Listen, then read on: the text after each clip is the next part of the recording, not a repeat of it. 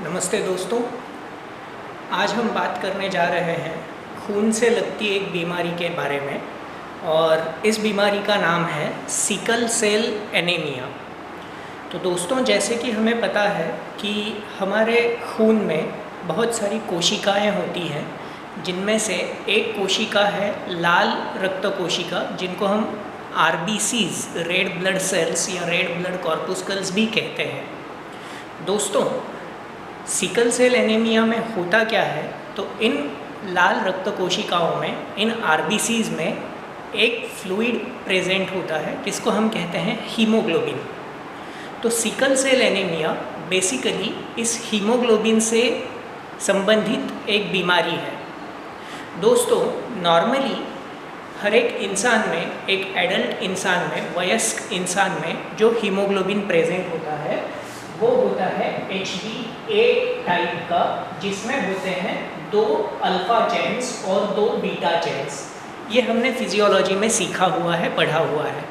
तो 2 alpha chains और 2 beta chains होते हैं हीमोग्लोबिन में, और ये हीमोग्लोबिन होता है हमारे लाल रक्त कोशिकाओं में। दोस्तों, सिकल सेल एनीमिया में होता क्या है, तो इस सिकल सेल एनीमिया में हीमोग्लोबिन की जो बीटा चेन है वो डिफेक्टिव होती है। हीमोग्लोबिन में जो बीटा चेन प्रेजेंट होती है वो डिफेक्टिव होती है। अब ये क्यों होता है, कैसे होता है, इसे हम समझते हैं। दोस्तों, हीमोग्लोबिन के सिंथेसिस के लिए जो जीन्स होते हैं, जो जीन्स उसके लिए रिस्पॉन्सिबल होते हैं, वो सारे जीन्स प्रेजेंट होते हैं हमारे क्रोमोसोम नंबर 11 पे, क्रोमोसोम नंबर 11 पे। अब अगर इन जीन्स में कोई म्यूटेशंस आ जाती हैं तो उसकी वजह से उसका सीधा असर पड़ता है हीमोग्लोबिन के सिंथेसिस पे। अब इन म्यूटेशंस की वजह से होता क्या है कि जो बीटा चेन्स होती हैं हीमोग्लोबिन में वो डिफेक्टिव बन जाती हैं। अब डिफेक्ट क्या आता है तो उसके बारे में हम जान लेते हैं। दोस्तों, ये जो भी अल्फ़ा 2 और बीटा 2 चेन्स होती हैं, ये बेसिकली बनती हैं अमाइनो एसिड्स से, और हर चेन पे लगभग 100 से भी ज़्यादा अमाइनो एसिड्स प्रेजेंट होते हैं। तो बीटा चेन पे लगभग 140 जितने अमाइनो एसिड्स होते हैं। उन अमाइनो एसिड्स में एक 6 नंबर पे अमाइनो एसिड प्रेजेंट है जिसका नाम है वैलीन। जेनेटिक म्यूटेशंस की वजह से यहाँ पे जो वैलीन प्रेजेंट होता है 6 नंबर पे, वो वैलीन रिप्लेस हो जाता है ग्लूटामिक एसिड से, और इस ग्लूटामिक एसिड से इसका रिप्लेसमेंट हो जाने की वजह से जो बीटा चेन बन रही है वो डिफेक्टिव बनती है। ओके, अब जैसे ही ये बीटा चेन डिफेक्टिव बन जाती है, इसका सीधा सीधा असर पड़ेगा RBCs के शेप पे। मान लो हमारी RBCs नॉर्मली होती है डिस्क शेप या बायकॉन्केव शेप। ये शेप RBCs का बनता है उसके अंदर जो प्रेजेंट है हीमोग्लोबिन, उसकी वजह से। अब अगर ये हीमोग्लोबिन ही डिफेक्टिव बन जाए, डिफेक्टिव उसका सिंथेसिस हो जाए, तो नेचुरली RBCs का शेप भी डिफेक्टिव हो जाता है। अब होता क्या है, जैसे ही पेशेंट के दर्दी के बीटा चेन के 6ठे पोजीशन पे वैलिन एसिड रिप्लेस हो जाता है ग्लूटामिक एसिड से, तो जो हीमोग्लोबिन बन रहा है वो अब लिक्विड नहीं रह जाता, उसमें बहुत सारे पॉलीमराइजेशन हो जाते हैं और वही हीमोग्लोबिन थोड़ा सा थिक बन जाता है। और इसकी वजह से जो RBCs हमारी नॉर्मली डिस्क शेप होती है वो अब एबनॉर्मल बन जाती है, सिकल की तरह, वो बन जाती है sickle cell. That is why ऐसी RBCs की वजह से होने वाला एनीमिया जो है उसे हम कहते हैं सिकल सेल एनीमिया।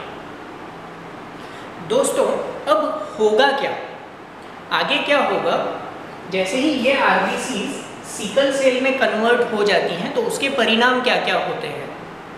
उन परिणामों में चलने से पहले हम ये बात जान लेते हैं कि ये जो सिकलिंग होती है आरबीसीज की, ये हमेशा नहीं होती है। इसके ट्रिगरिंग फैक्टर्स होते हैं। अगर किसी पेशेंट में, किसी भी बीमार व्यक्ति में जिनमें ये एबनॉर्मल हीमोग्लोबिन प्रेजेंट है, जहाँ पे बीटा चेन के छठे पोजीशन पे वैलिन ग्लूटामिक एसिड से रिप्लेस हो गया है, अब अगर ऐसा व्यक्ति अगर हाइपोक्सिया, लो ऑक्सीजन कॉन्सेंट्रेशन को एक्सपोज हो जाए, अगर उसमें डिहाइड्रेशन हो जाए, अगर उसमें एसिडोसिस हो जाए, या उसके शरीर में, उसके खून में कार्बन मोनोऑक्साइड की मात्रा बढ़ जाती है, तो ये ट्रिगरिंग फैक्टर्स होते हैं जो इन आरबीसीज को सिकल शेप में कन्वर्ट कर देते हैं।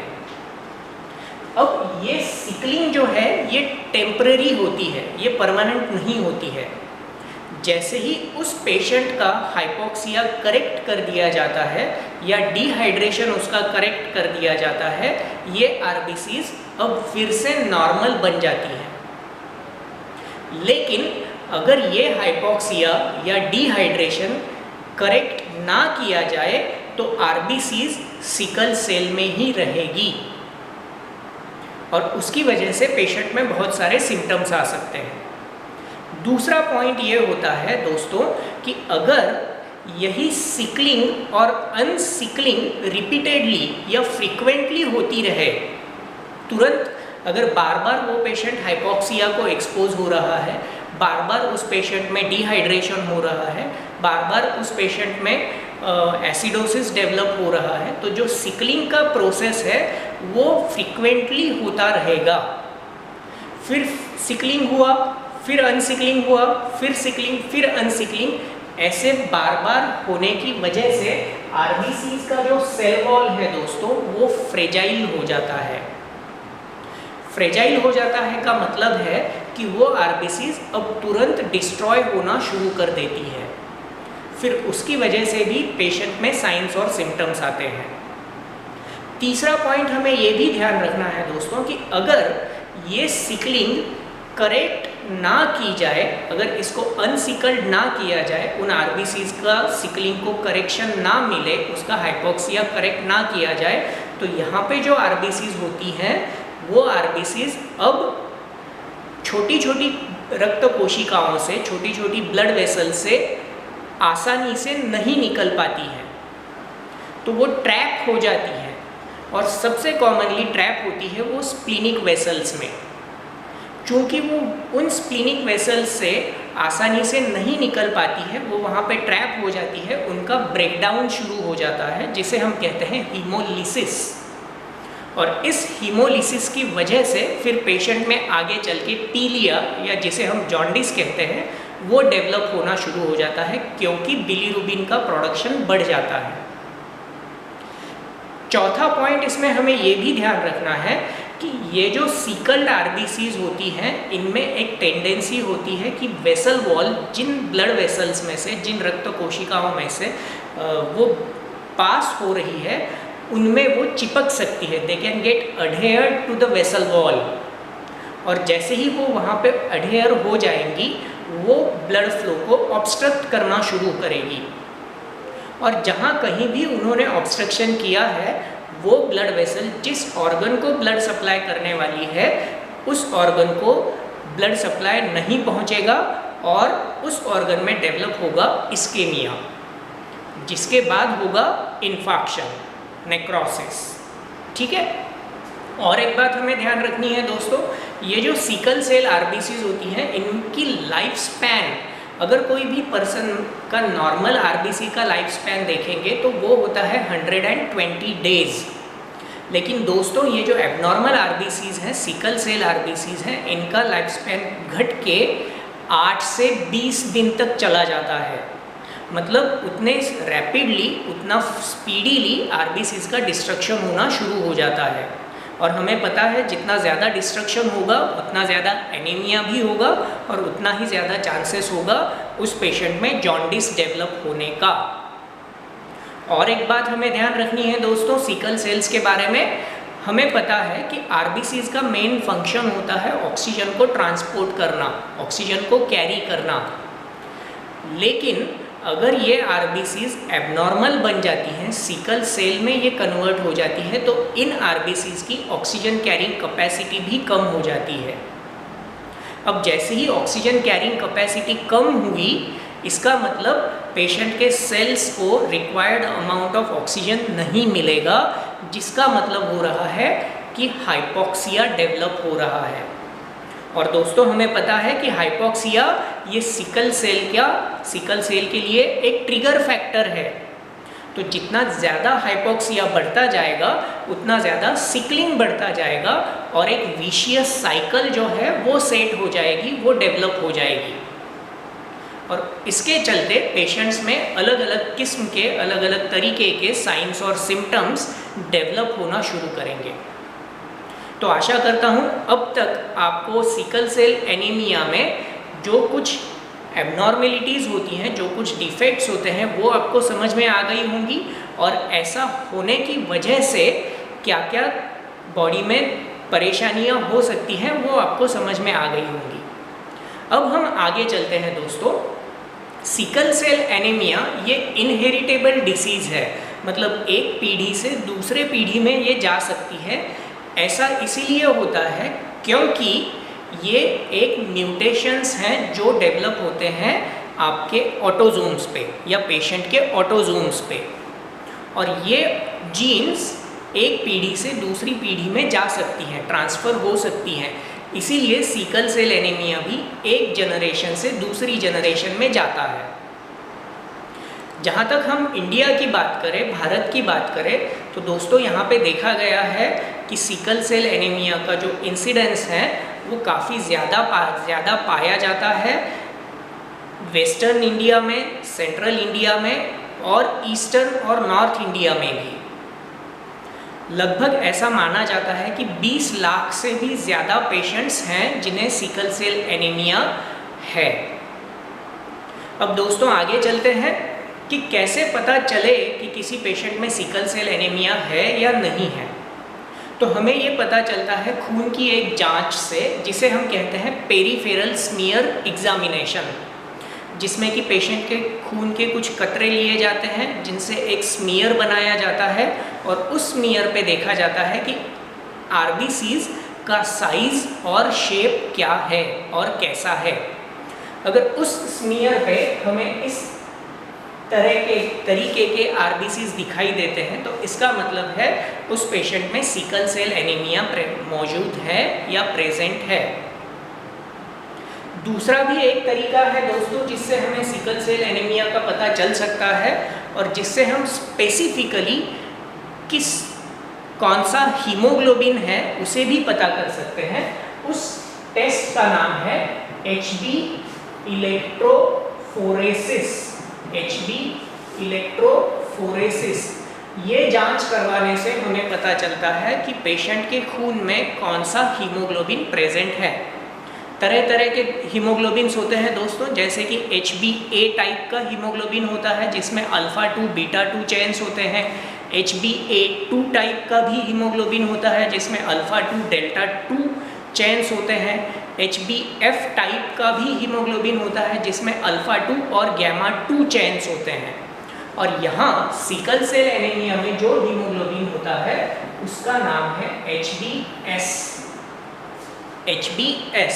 और आशा करता हूँ अभी तक आपको पता चल गया है कि HbS में एबनॉर्मेलिटी क्या है। अल्फ़ा 2 बीटा 2 चेन्स ही है, लेकिन बीटा 2 चेन के 6th पोजीशन पे वैलिन जो है वो रिप्लेस हो गया है ग्लूटामिक एसिड से। वो रिप्लेस हो गया है ग्लूटामिक एसिड से। अब चलते हैं आगे। इसका इनहेरिटेंस के बारे में हम थोड़ा सा जान लेते हैं दोस्तों।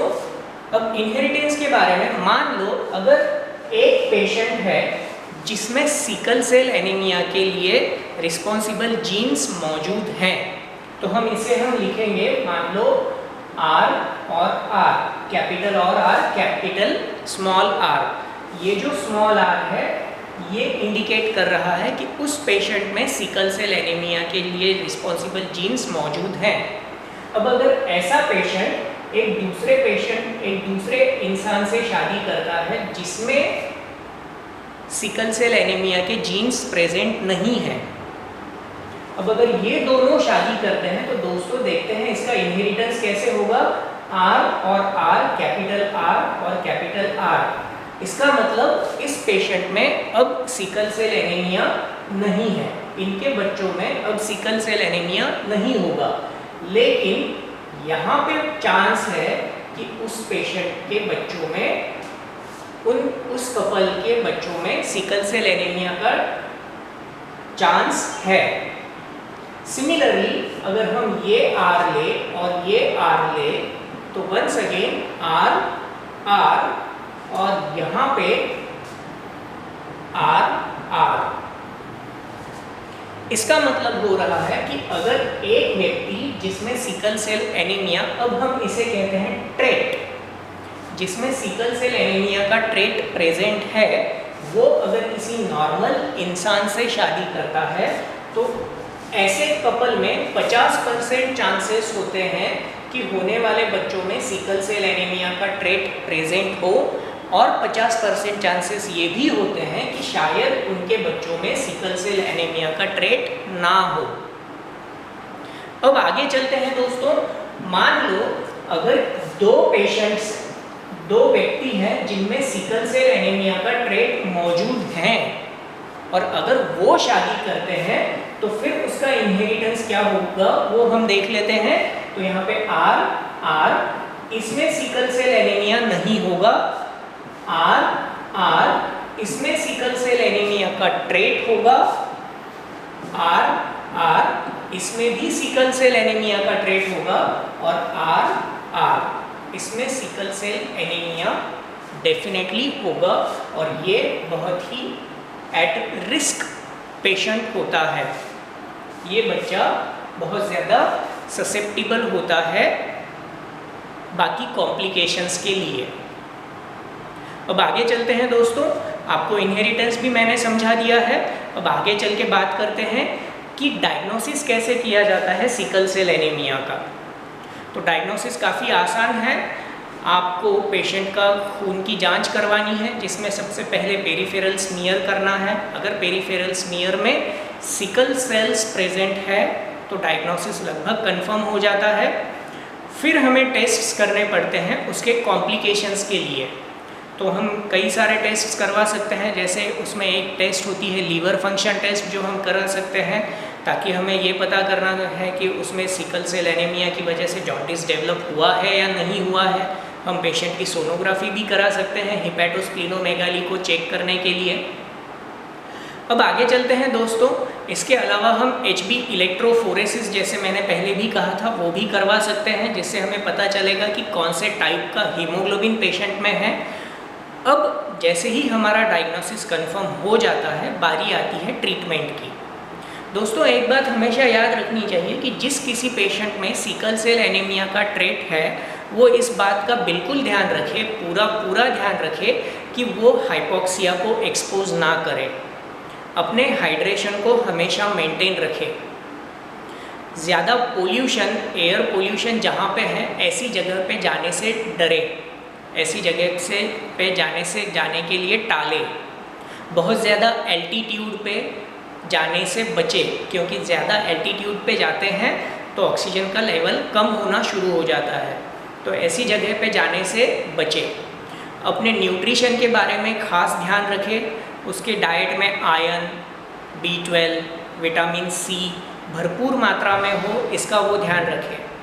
और जैसे ही कोई सिम्टम्स एनीमिया के उसमें डेवलप होना शुरू हो जाते हैं, तुरंत अपने डॉक्टर के साथ कंसल्ट करें। अब एनीमिया के सिम्टम्स कौन कौन से होते हैं दोस्तों? पेशेंट में सांस लेने में दिक्कत होना, जिसे हम कहते हैं शॉर्टनेस ऑफ ब्रेथ, धड़कनें तेज़ हो जाना, जिसे हम कहते हैं टैकीकार्डिया, मसल्स में पेन होना, मोस्ट कॉमनली लोअर एक्सट्रीमिटीज़ के मसल्स में पेन होना, चक्कर आना, ऐसे सिम्टम्स एनीमिया में देखे जाते हैं। आगे चल के अगर सिकल सेल एनीमिया लंबे समय तक रहता है तो पेशेंट में कई बार, जैसे हमने बताया कि वो सेल्स ऑब्स्ट्रक्शन करना शुरू करती हैं, जिसकी वजह से इस्केमिया होता है और बाद में इन्फेक्शन होता है। तो ऐसे केसेस में पेशेंट में जहाँ पे ऑब्स्ट्रक्शन है, जिस ऑर्गन को ब्लड सप्लाई नहीं मिल रहा है, उस ऑर्गन से रिलेटेड साइंस और सिम्टम्स आना शुरू हो जाते हैं। जैसे मान लो किडनीज़ को सप्लाई करने वाली आर्टरीज़ में ब्लॉकेजेस हुए हैं, तो पेशेंट में किडनीज से रिलेटेड साइंस और सिम्टम्स आना शुरू हो जाएंगे। अगर ब्रेन को सप्लाई करने वाली ब्लड वेसल्स में ऑब्स्ट्रक्शन हो रहा है तो पेशेंट में ट्रांजिएंट इस्केमिक अटैक या स्ट्रोक के सिम्टम्स आ सकते हैं। पेशेंट के दिल को सप्लाई करने वाले वेसल्स में ऑब्स्ट्रक्शन हुआ है तो पेशेंट में मायोकार्डियल इन्फार्क्शन के साइंस और सिम्टम्स आ सकते हैं। पेशेंट की आँखों को सप्लाई करने वाली वेसल्स में अगर ऑब्स्ट्रक्शन हुआ है तो रेटिना से रिलेटेड साइंस और सिम्टम्स आ सकते हैं। तो साइंस और सिम्टम्स वैरी करेंगे पेशेंट की सिचुएशन पे और कंडीशन पे। आशा करता हूँ आपको सिकल सेल एनीमिया के बारे में अब थोड़ी बहुत जानकारी मिल गई होगी। मिलते हैं अगले वीडियो में। Thank you.